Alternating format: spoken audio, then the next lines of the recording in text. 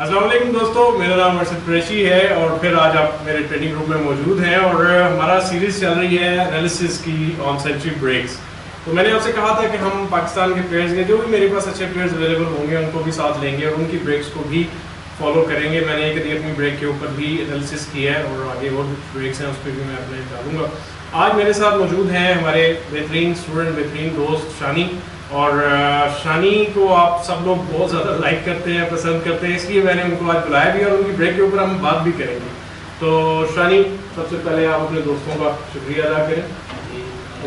Thank you so much for Arshad भाई साहब, आपने मुझे ये सारा अपॉर्चुनिटी दी कि मैं आपके साथ में लाइव जो है ना अपने फैंस के साथ और उनके साथ गपशप कर सकूँ। तो थैंक यू सो मच, जो भी मुझे पसंद करते हैं सबका शुक्रिया अदा करता हूँ। और ये है कि आप लोग जो भी मुझसे एक्सपेक्ट करते हैं मैं इंशाल्लाह मेहनत करके और वो सब कुछ अचीव करूँगा जो आप लोग मुझसे एक्सपेक्ट कर रहे हैं, और इंशाल्लाह मैं मेहनत करता रहूँगा। इंशाल्लाह थैंक यू। आपने देखें, ये होता है असल में कोई भी प्लेयर, कोई भी इवन एक्टर, कोई भी चीज़, इवन पॉलिटिशियन भी, कोई भी उस वक्त बनता है अच्छा, ये अपनी क्वालिटीज़ को इन्हेंस करता है जब उसके चाहने वाले होते हैं। जिस तरह अब आप इनको सपोर्ट करते हैं, एक दोस्त ने इनको वर्ल्ड चैंपियन बनने की भी दुआ दी है। अल्लाह ताला करे कभी हम आपको देखें उठाते हुए। हम लोग मेहनत तो कर रहे हैं दिन रात अपनी तरफ से, बाकी चीज़ें अल्लाह ताला की तरफ से होती हैं। तो आज आपकी ब्रेक हमारे पास है जी, उसके ऊपर हम डिस्कस करेंगे और आपसे देखेंगे कि किस तरीके से आप उसके ऊपर काम करते हैं और कहाँ कहाँ फ्लू का मारते हैं। आइए स्टार्ट करते हैं जी दोस्तों, हम स्टार्ट करते हैं अपनी आज की वीडियो। शानी के साथ हमारे साथ मौजूद हैं, बल्कि आपके साथ एक दो हम प्रोफेशनल्स के ऊपर भी डिस्कशन करेंगे आगे चल के। तो आपकी ब्रेक से स्टार्ट करते हैं कि आपकी क्लियरेंस थी, मोस्टली तो मेरे खिलाफ ही है। देखते हैं कि आपने ये, मेरा ख्याल है बड़ा अच्छा इनॉफ हुआ है या आपको चांस मिला। मैं इनॉफ नहीं है, शायद इनॉफ हो। ये कहाँ से स्टार्ट हुआ? सो ये आपने यहाँ पे प्लेन बॉल खेला है, साथ साथ दोस्तों को बताना भी है। ये मैंने प्लेन बॉल खेला है कि कोई भी कलर आ गया तो उससे लेके कंटिन्यू कर दें। ठीक है, थोड़ा सा ऊपर बोलेंगे साथ साथ ताकि ऑडियो वाले दोस्तों को देना। अच्छा, यहाँ पर भी आपने इसको शॉर्ट सा प्लेन बॉल ही रखा है, बॉटम दे के या हल्की सी लेफ्ट हैंड साइड दी है। स्क्रू के साथ खेला है क्योंकि वो बॉलों में वाइड जो है ना वो लग रहा था, तो स्क्रू के साथ खेला है लेकिन साइड फिर भी नहीं है। नहीं, सेंट्रल स्ट्राइकिंग है ना, स्ट्राइकिंग थी और दो रेड अवेलेबल थे। ठीक है, दैट्स गुड। अब देखिए ना प्लेयर के ज़हन में क्या चल रहा है कि जी दो रेड्स अवेलेबल है, बल्कि ये भी एक मौजूद है, मेरा ख्याल है ये भी जा रहा था, तो आपने वहाँ पे लाया इसको बड़ा स्मूथ। अच्छा, ये भी एक चीज़ बड़ी अच्छी आपने देखिए सोची है, अगर आप इस तरफ कहीं लाने की कोशिश करते तो बॉल आपका बंद होने का चांस था ना, सारे बॉल बंद हो जाते। इस तरफ क्योंकि बॉल मेरा ख्याल है एक दो, और ये भी इस तरफ भी जा रहा है और शायद नीचे से ये भी जा रहा है, तो तीन चार ऑप्शन आपके पास आ रहे हैं। चलें, यार शर्ट बड़े अच्छे कलर की पहनी है आपने, बड़ा अच्छा स्क्रीन कलर होता है। ये टफ शॉट था क्योंकि ये ब्लैक के मिडल में से लेना था दो। वो आपने ब्लैक के लिए ही बनाया था, परफेक्ट। अच्छा, ये बताएं कि इसमें साइड को इस्तेमाल तो नहीं किया? इसमें जो है ना राइट साइड थी हल्की सी, ताकि कुशन के अंदर ना आए, इसलिए उसको उठा के जो है ना फिर ब्लैक यानी bottom right hand side, bottom right hand side. ठीक हो गया, काफी टफ शॉट दिया। अभी से ब्लैक के नीचे वाला रेड लेके जो है ना ये वाला जो आओगे तो क्लीन हो जाएगा ये। यानी वही जो हम बात करते हैं अपने एनालिसिस में मैं कि कोई भी प्लेयर जब तक ब्लैक बॉल का एरिया क्लियर नहीं होगा तब तक वो टफ रहता है, उसमें कभी भी स्नूकर उसको लग सकता है, स्लो तेज होते हैं। अच्छा, ये जो पिछली शॉट थी ये भी प्लेन बॉल थी और ये भी प्लेन बॉल है। अब देखिए, एक सेंचुरी प्लेयर आपके सामने लाइव बैठ के कह रहा है कि वो साइड इस्तेमाल नहीं कर रहा, जो कि बेसिक लेसन है स्नूकर का। क्या कर रहा है, साइड मुश्किल कर देती है, मुश्किल है। तो आपकी प्लेसमेंट जो है ना वो लेकिन जो मैं कह रहा था कि ये ले लिया तो ब्रेक आसान हो जाएगी और आप दैट्स वेरी नाइस। अब देखिए, अभी वो भी प्लेन थी, शॉर्ट स्टंस से शॉर्ट स्टंस से था प्लेन बॉल में, ये भी प्लेन में नजर आ रहा है, साइड की जरूरत नहीं है, ये भी सिंपल स्टंस ही कहना है। बिल्कुल, क्या बात है, वेरी नाइस।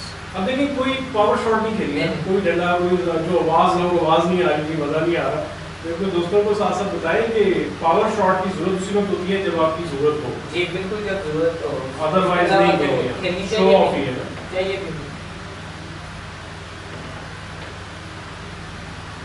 इसमें आपने हल्की सी लेफ्ट हैंड साइड दी है, बॉटम लेफ्ट हैंड साइड, क्योंकि बॉल उठे अभी तेज चल गया। देखिए ये भी नुकसान होता है ना साइड का, आप वाइड को कुशन से कंट्रोल नहीं फिर कर पाते, वो कितना बाउंस कर दे कि एक दफा ज्यादा कर देता है, कम रह जाता है और समटाइम ज्यादा चला जाता है, जैसे अभी ज्यादा चला। लेकिन फिर वो एक और शॉट आ गया। ये आपने अच्छी पेस में खेला है, वरना बैक के पास भी रुक सकता था। और ये again plain shot, plain ball star follow. ये चीज समझें बात को, मैं क्यों बार बार इसको हाईलाइट करता हूँ, क्योंकि आपको मैं चाहता हूँ कि इस बात की समझ आए कि स्नूकर प्लेन बॉल में होती है, जो आपको साइड्स के साथ गेम सिखाते हैं। कई ऐसे कोचेस भी हैं या सीनियर प्लेयर्स हैं जो कोचिंग करते हैं, but they have not a clear idea, क्योंकि उन्होंने इस चीज़ को डीपली स्टडी नहीं किया होगा।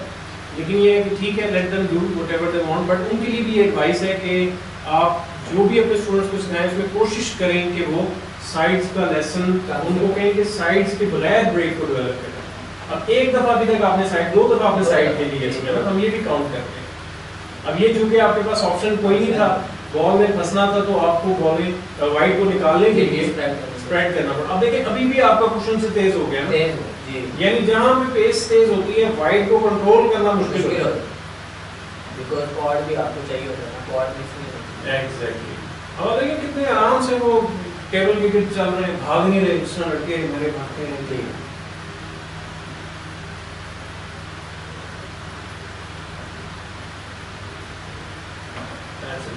ये बॉटम लेफ्ट हैंड साइड के साथ डीप स्क्रू मारा है आपने ताकि दो कुशन से लाए। प्लेन से क्यों नहीं लाए, इसकी वजह आप मुझे बता सकते हैं? प्लेन में सर एक तो कॉर्ड मिस होने का भी डर था, ठीक है। इससे ये मेरा शॉट था कि अगर इसको मैं इसके साथ ये कैनन भी हो जाए तो वो बॉल भी निकल आएगा और अगला चांस भी मिल जाएगा, वो भी उड़ जाएगा, लेकिन वो कैनन नहीं बल्कि इसलिए एग्जैक्ट प्लेस है। अच्छा, एक और चीज भी सर, प्लेन इसलिए भी आपके लिए डिफिकल्ट हो जाता, रिस्की, कि वाइड को रोकना मुश्किल हो जाता। वाइड की स्पीड को डेड करने के लिए आपने टू कुशंस के साथ खेला। ये मैं आपको साथ साथ इसलिए पॉइंट समझा रहा हूँ ताकि आपको समझ आए। प्लेयर को तो पता है, लेकिन आप लोगों को समझना जरूरी है, जो इस होल एनालिसिस सीरीज का मेरा कॉन्सेप्ट है आप लोगों के लिए। चलें,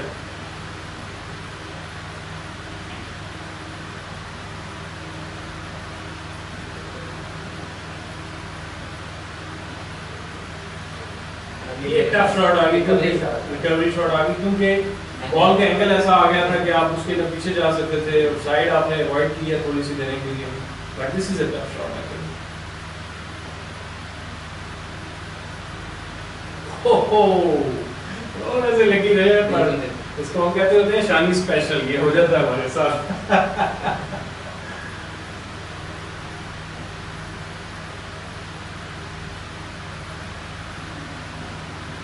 अगेन सेम शॉट, हल्की सी लेफ्ट हैंड साइड के साथ आपने इस बार टू कुशंस नहीं, क्योंकि थिन ज्यादा था तो टू कुशंस से आ नहीं सकता था, तो आपने उसको अंदर की तरफ एंगल रखने के लिए कोशिश आपकी यही थी कि हाथ की शॉट आए, पर वो थोड़ा सा तेज है। किस वजह से? साइड की वजह से। ये है नुकसान साइड का।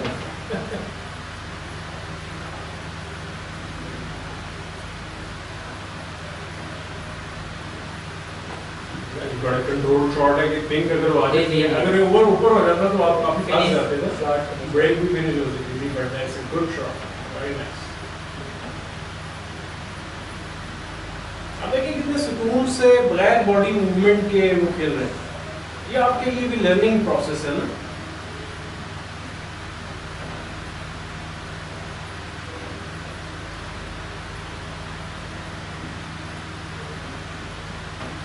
अच्छा, मैं अप्रिशिएट यहाँ पर मोहम्मद अली को भी करूँगा, हमारे जो स्टूडेंट भी है, कि वो देखिए कभी भी शॉट के आगे नहीं आते। एटिकेट्स उन्होंने समझिए हुए स्नूकर के कि यार कोई प्लेयर डिस्ट्रैक्ट हो सकता है, हालांकि वो प्रोफेशनल रेफरी नहीं है, लेकिन आपसे सीख के, हमारे से सीनियर से सीख के कि किस तरीके से उसमें टेलीविजन पे देख के, नेट पे देख के, कि आपने प्लेयर को डिस्ट्रैक्ट नहीं करना, और बल्कि अप्रिशिएट भी कर रहा है, विच इज़ वेरी नाइस। बैठे हुए भी हैं, गुड वन। चलिए, ये फिर अगेन टफ आ गई, थोड़ी सी।